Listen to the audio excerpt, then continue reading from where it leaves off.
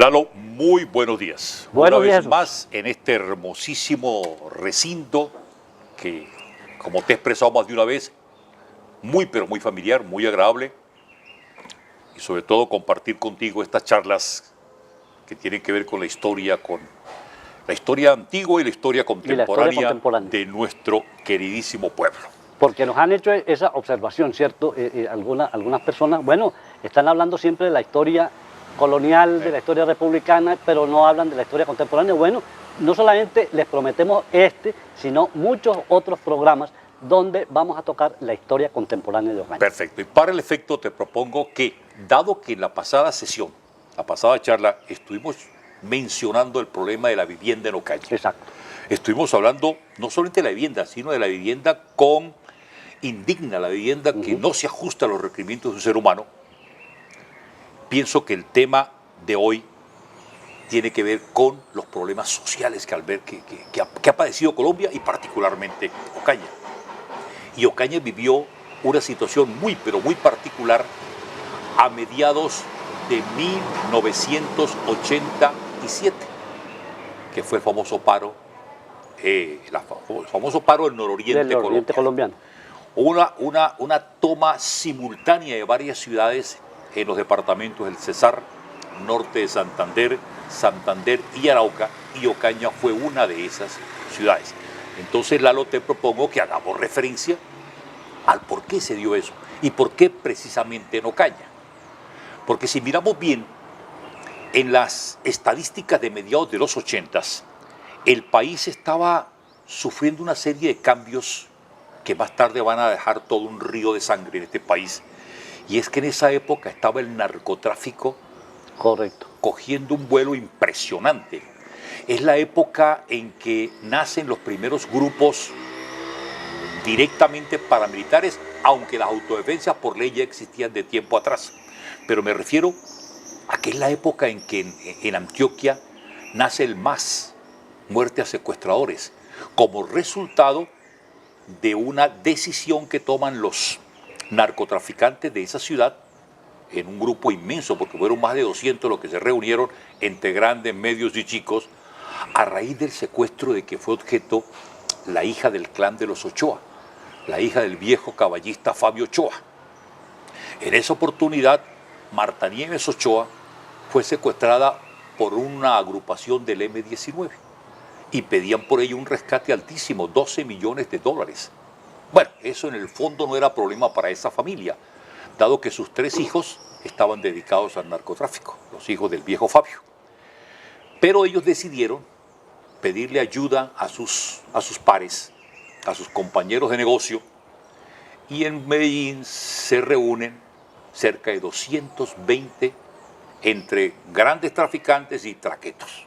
Correcto. Dirigidos básicamente por el patrón de patrones, por Pablo Escobar. La decisión, ¿cuál fue? No vamos a dar un peso por el rescate de la niña. Era una estudiante universitaria en ese momento. Pero sí vamos a aportar cada uno un capital, vamos a aportar pues un recurso económico, pero vamos a aportar también un recurso humano. Vamos a dar nuestro propio equipo de guardaespaldas y vamos a formar nuestro ejército que permita la recuperación de la secuestrada. Eso dio resultado. A costa de muchísima sangre, pero dio resultado. Ahí ellos aprovecharon esos recursos, fueron 2 millones de pesos per cápita. Cada uno dio 2 millones de pesos. Eso, estamos hablando de un capital cercano a los 400 y pico de millones y cerca de 2.000 hombres. Con ese recurso humano y con ese recurso económico, contrataron los equipos de seguridad del Estado, contrataron los equipos de inteligencia de la policía, del ejército, y lo demás fue fácil. Con esa base de datos, a perseguir a cuanto sospechoso fuese de ser militante del M-19, a torturarlo, hasta que finalmente el M no tuvo más salida que devolver la niña sin ninguna contraprestación. Ellos se dieron cuenta que ese mecanismo funcionó, Lalo. ¿Y cómo funcionó? A partir de allí se expandió como pólvora por todo el país. Entonces surgen grupos paramilitares en todo. Inicialmente allá, Magdalena Medio, Urabá antioqueño, y luego se extendieron por todo el país. Y en Ocaña, en esa época, mediados de los 80s, ya habían aquí una agrupación que se llamó la SAO, Sociedad de Amigos de Ocaña, en respuesta a la situación particular por la que atravesaban algunos comerciantes sobre extorsiones que se le atribuían o a la guerrilla o a delincuencia común. Y el mecanismo que consideraron como más expedito y más salomónico fue crear ese organismo de limpieza, entre comillas, social. Entonces, los años 80 aquí en Ocaña, en esta zona, son bien conflictivos. Agreguémosle a eso, Lalo, que si uno mira las estadísticas y mira qué poblaciones del país, qué ciudades colombianas, qué pueblos de Colombia, pues, tenían mayor cantidad de necesidades básicas insatisfechas, nos tropezamos que entre los primeros 10 con esas necesidades estaban muchos pueblos de por acá. Y como departamento, el norte de Santander. Entonces, por eso es muy interesante tocar este tema, porque es un tema que concita el debate académico y la reflexión.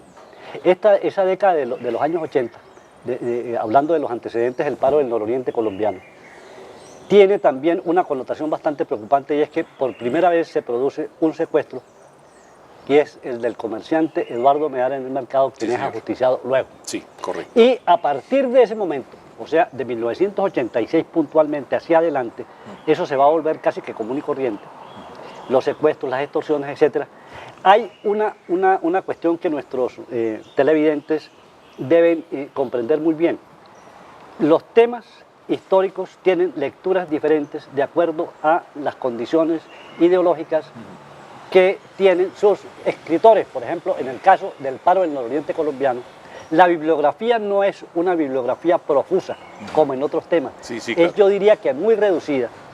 Y las apreciaciones que se contienen en esa, digamos, bibliografía, creo que le falta aún mucho por centrar su atención tanto en antecedentes, la organización, el desarrollo y las consecuencias del paro del nororiente colombiano. Yo hago referencia puntualmente a la doctora Carmen Centanaro de Uribe, quien publicó un libro que se llama La toma de Ocaña en el año de 1987 justamente.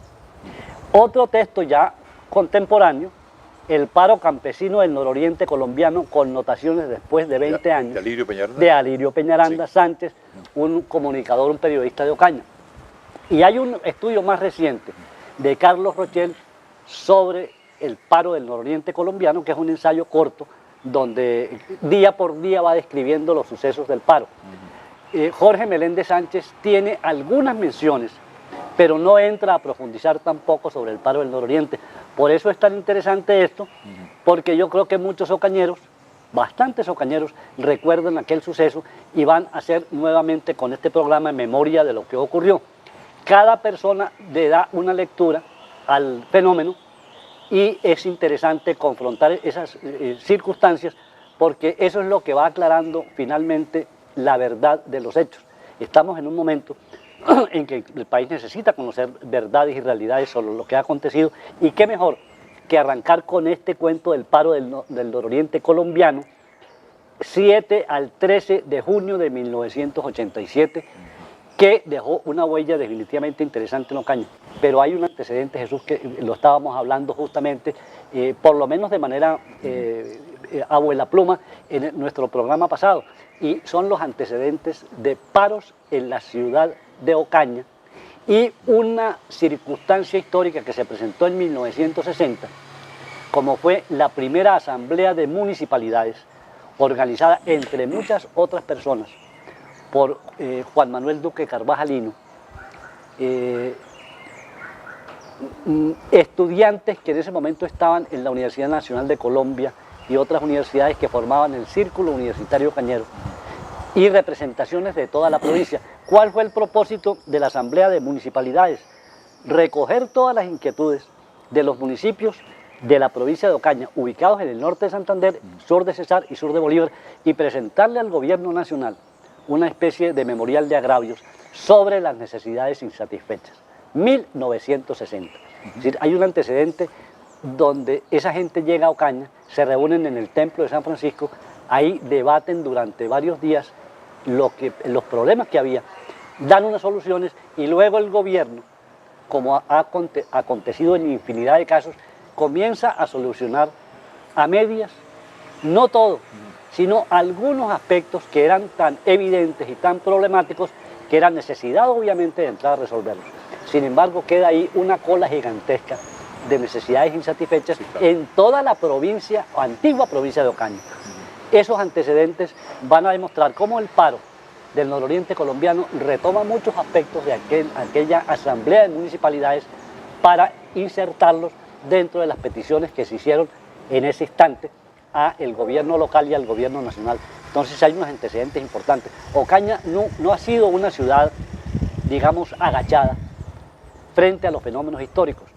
Ocaña ha sido más bien levantisca desde ese punto de vista y lo han demostrado el primer paro que sucedió en el año de 1962 en Ocaña. Luego los paros... Que fue el paro por la defensa de la zona de carreteras. Llamada en esa época zona de carreteras. En ese momento. Y fue un paro que impidió, entre otras cosas, logró el objetivo, impidió que se llevara en la zona de carreteras de Ocaña. Luego hubo otra serie de paros desde el 85, otro, en el 86 otro. Paros hechos por ocañeros para luchar por la reivindicación de esos problemas que nunca se habían logrado solucionar. Es decir, buscando en última instancia que el Estado volteara los ojos hacia una provincia que ha sido tradicionalmente olvidada por el gobierno tanto departamental como nacional. Sí, Lalo, indudablemente, al tenor de lo que estás exponiendo, el problema con estas regiones aisladas de los centros de decisión política y de decisión económica, como es el caso de Ocaña, el problema, repito, de esas zonas en particular es que el Estado ha hecho una dejación total, un abandono casi que permanente de las necesidades de esas localidades, de esa población insertada en estos sitios, ¿cierto? Entonces, tenemos, por ejemplo, que los pueblos circundantes de Ocaña, buenos días, hija, muchas gracias. Amable, muy amable. Que los pueblos circundantes de Ocaña mayoritariamente estuvieron al margen de los beneficios que el Estado le debe brindar a sus conciudadanos. Únicamente hacía presencia en estas zonas el aparato de control militar, para algunos el aparato represivo del Estado. Entonces, eso hizo que siempre hubiese una actitud de rechazo, una actitud de rebeldía, una actitud de insubordinación, y un caso patético de ello fue el famoso paro que se hizo por los servicios públicos en Ocaña, del 85, que entre otros estuvo al frente del mismo, ya está fuera de la ciudad, se tuvo que ir por problemas de seguridad, Fernando Quintero, que era un sindicalista que trabajaba en el Ministerio de Obras Públicas, hermano de Miguel Ángel Quintero, que fue director de Bellas Artes.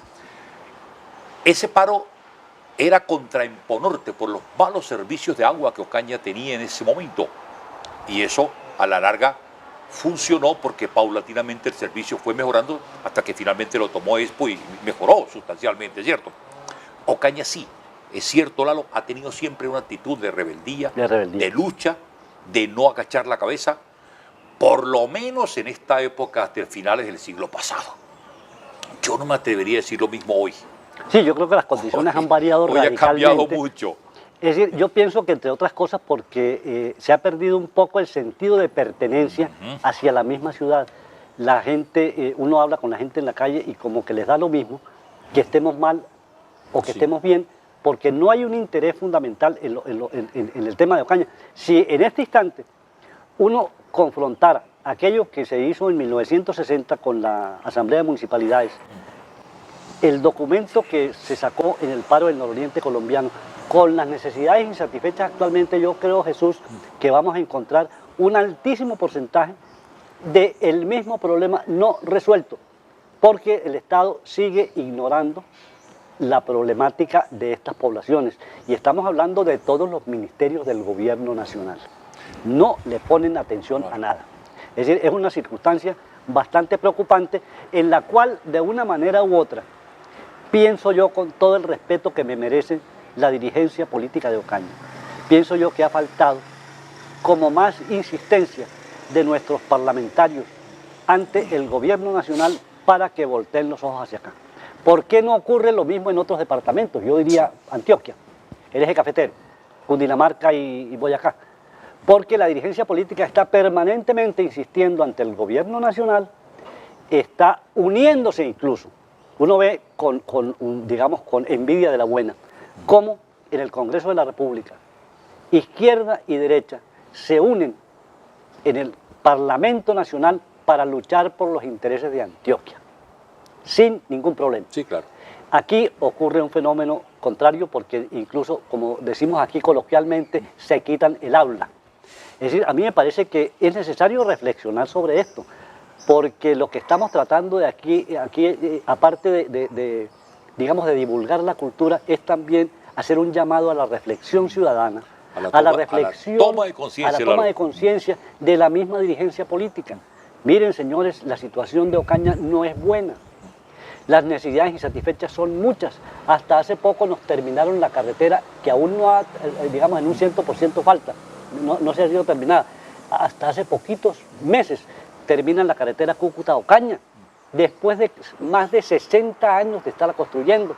Ahora se presentó un problema gravísimo con la Ruta del Sol a raíz de este escándalo de Odebrecht, y eso también es un traumatismo, porque una población carente de vías adecuadas de comunicación retrasa ostensiblemente su desarrollo económico, social y cultural. Es una evidencia histórica, Jesús. Sí, y retomando lo que decía, a lo que referías hace un par de segundos, en el sentido de que el Estado tiene un abandono cuasi permanente en estas zonas, pareciera, Lalo, que la actitud del Estado es contestataria y no propositiva. Es decir, espera que haya una protesta para entrar a buscarle solución a un problema. O sea, no prevé lo que puede ocurrir. Y el hecho de que la carretera Cúcuta-Ocaña le hayan puesto todo el interés en los últimos años, tiene mucho que ver con el problema con Venezuela. Por supuesto. Si no fuera así, no hubiera. Es una carretera estratégica. Esa es la razón de fondo. El problema con Venezuela que nos obliga a salir por aquí al Magdalena o a la carretera a la costa y luego para sacar el carbón, sacar una cosa, sacar la otra. Es decir, tuvo que darse un conflicto de carácter internacional para que en cierta forma se le prestara más atención a esta zona. La carretera Tibú, Convención, Ayacucho, bueno, La Mata, Ayacucho, La Mata, eso desde el gobierno de Uribe Vélez, que con bombos y platillos anunció que iba a darle prioridad a esa ruta para sacar por allí los productos de esa rica zona que es el Catatumbo, ahí está. Ahí está. Estancada, eso no ha pasado nada. Es como si hoy me comprometo y mañana olvido lo que me comprometí. Esa es una constante histórica. Por esa razón, cuando el paro se dio, fue un paro, básicamente buscando eso, atención del Estado. Es un paro eminentemente justo, pero justo a más no poder, Lalo, porque era un paro que buscaba vías terciarias, que buscaba infraestructura de salud, que hubiese puestos de salud, infraestructura de educación, que hubiese escuelas. Es decir, lo normal, de cualquier población. Lo que todo ser humano necesita, hermano. No era más, no era. Y sin embargo, la actitud del Estado de entrada fue macartizar el movimiento, fue darle dedo, fue señalizarlo. Porque de una vez ese paro es guerrillero. Ese paro es impulsado por la guerrilla y los que están ahí son guerrilleros. Y vaya, qué lápida le colocaron a muchos dirigentes sociales, cívicos, a raíz de esto. Porque este fue un paro que básicamente lo jalonó la sociedad civil. Fue un paro que lo jalonó el sindicato. Asinor le metió el cuerpo a esto. Tanto que la sede, en el caso específico de Ocaña, la sede estuvo en la sede de Asinor. Allá estaba la sede del paro. Este fue un paro en el que participaron Fedepetrol. O sea, participaron entidades civiles abiertas al público, que tampoco podemos ser tan ingenuos de pensar que la guerrilla, claro que la guerrilla tuvo participación, es obvio, esta es una zona de influencia guerrillera. Los campesinos venían de zonas en donde la guerrilla ha hecho presencia tenía presencia fundamental, histórica. Y eso está demostrado en documentación. Entonces, es decir, eso se puede negar. No se puede negar. Pero decir que ellos fueron y que todos los que de una forma u otra participamos en ese paro. Porque eso sería sacar del contexto los problemas por los cuales se generó el paro. Y eso es lo que hay que tener en cuenta. Primero que todo, es por qué ocurrió el paro. Y paro ocurrió justamente por lo que acabas de decir. Sí. Necesidades insatisfechas de manera crónica en claro. Ocaña. ¿Qué es lo que está ocurriendo hoy en día? Es decir, preguntémosle a cualquier ciudadano en la calle cómo ve el panorama de Ocaña y de la región y va a contestar exactamente lo mismo. No se atiende nada. Y qué lástima, qué tristeza que las vías de hecho se hayan convertido en el modus operandi para que el Estado voltee los ojos hacia una región determinada. Me parece que es gravísimo. Bueno, pero entonces miremos que esos son los antecedentes importantes que se deben conocer, cómo se organiza el paro. Bueno, el paro, como te decía, tuvo mucho que ver, tuvo mucha participación la sociedad civil. Y allí los sindicatos, entre ellos, te repito, Asinor, y Asinor Ocaña en particular, formó parte del mismo. El sindicato de los empleados de obras públicas, el distrito número 2 de obras públicas. Yo tuve, por decisión de mi actividad sindical, yo tuve que participar en ese evento. No tuve que, yo participé en ese evento, no fue que tuve, fue que tomé la decisión. Y nosotros nos dedicamos inicialmente a hacer un recorrido por las zonas para conocer su realidad. Yo visité, por ejemplo, zonas del municipio de Convención, estuve reunido con los campesinos, con la Junta de Acción Comunal, lo mismo me acompañaron varios dirigentes del Distrito de Obras Públicas. Uno de ellos, infortunadamente, fue objeto de Cristóbal Navarro, fue objeto de un atentado y como consecuencia quedó minusválido, tuvo que salir del país, murió en Canadá recientemente. En fin, eran personas que teníamos vida normal, vida activa, éramos maestros, éramos sindicalistas, éramos una cosa. Fuimos los que nos correspondió iniciar esa fase que arranca desde finales desde mediados del 86 y coge los primeros meses del 87. Hecho esa primera fase de conocer la realidad y de organizar grupos, núcleos en cada una de las veredas y de los corregimientos de la provincia, incluso fuimos hasta lo que es Pailita, la zona del sur del Cesar, se acordó que simultáneamente se hicieran las tomas en Valledupar, en Tibú, en Ocaña, bueno, en las localidades que para el efecto se habían determinado como tales. Y de Ocaña se desplazan campesinos en camiones de Convención, de toda la zona rural de Convención, de lo que es San Pablo de Teorama, de lo que es en El Cincho, de Acaridas, Pasica, de toda esa región, y todos tienen que converger aquí, a Ocaña. 12.000 aproximadamente largos se concentraron en Ocaña. Fue toda una odisea.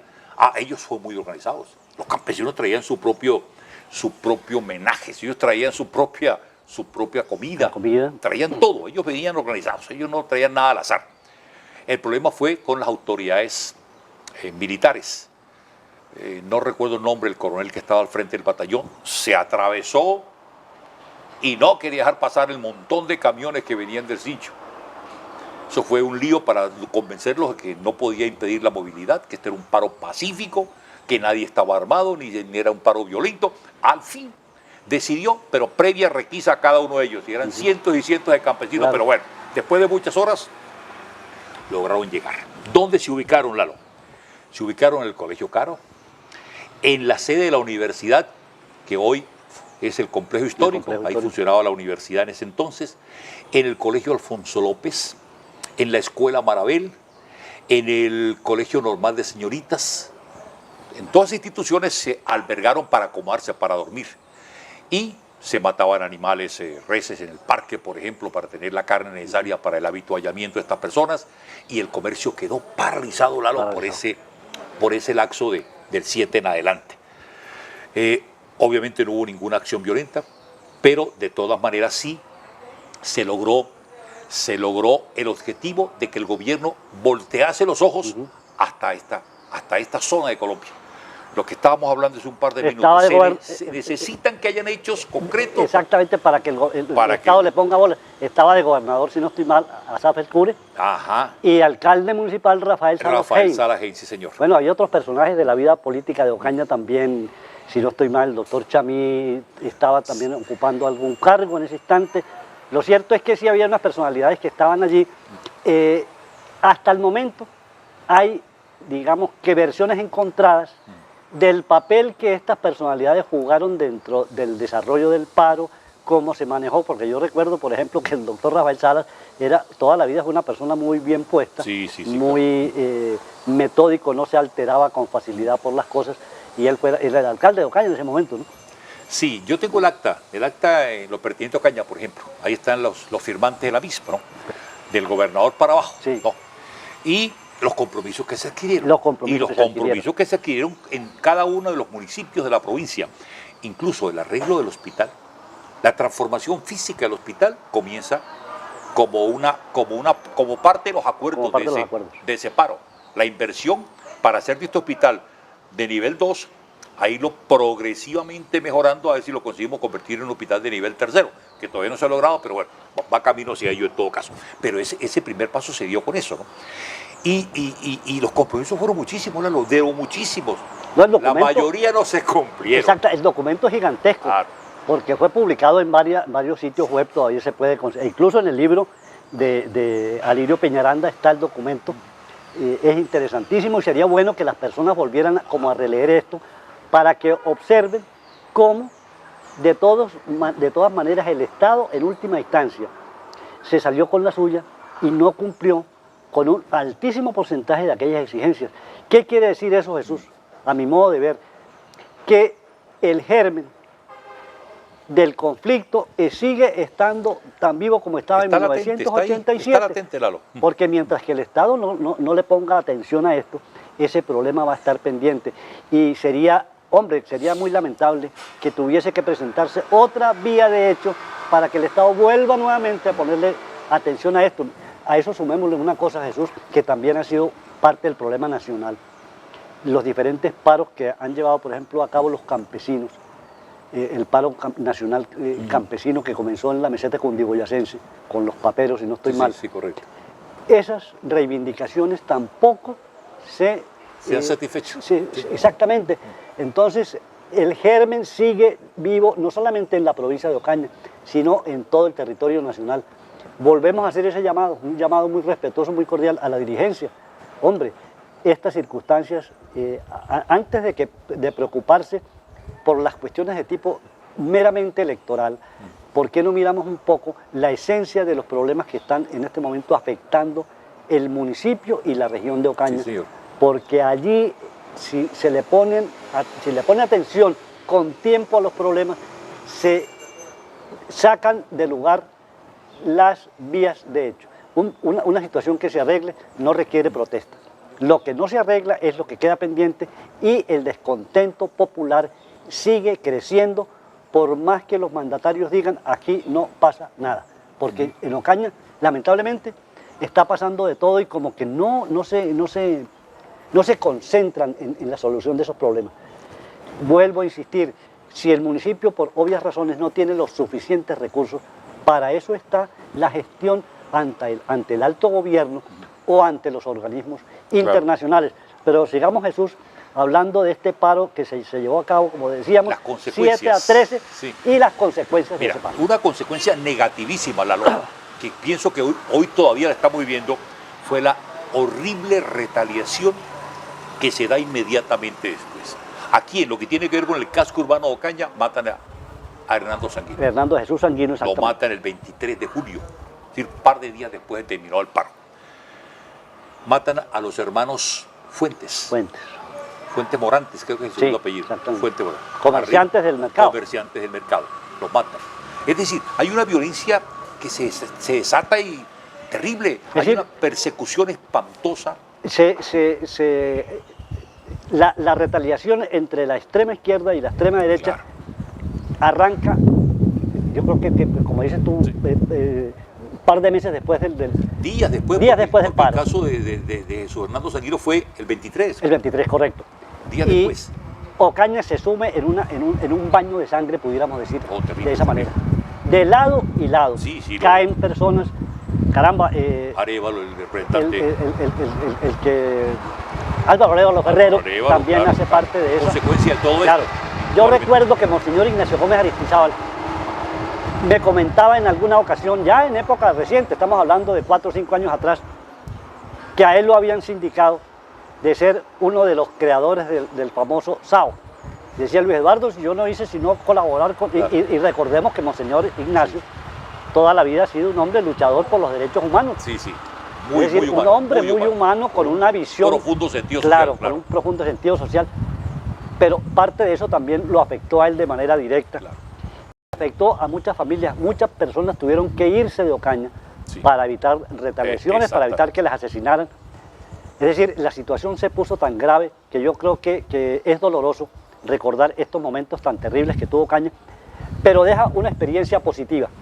Y mirando el dolor que ocurrió como consecuencias del paro, miramos que la experiencia es positiva. ¿Por qué? Porque nos enseña a los ocañeros el peligro tan grande que hay cuando el pueblo está descontento y no se Sí. satisfacen las necesidades básicas, porque allí eso va a ser caldo de cultivo para que las extremas, de un lado o del otro, participen activamente dentro del marco que se está llevando a cabo y se produzcan este tipo de lamentables sucesos. Sí, señor.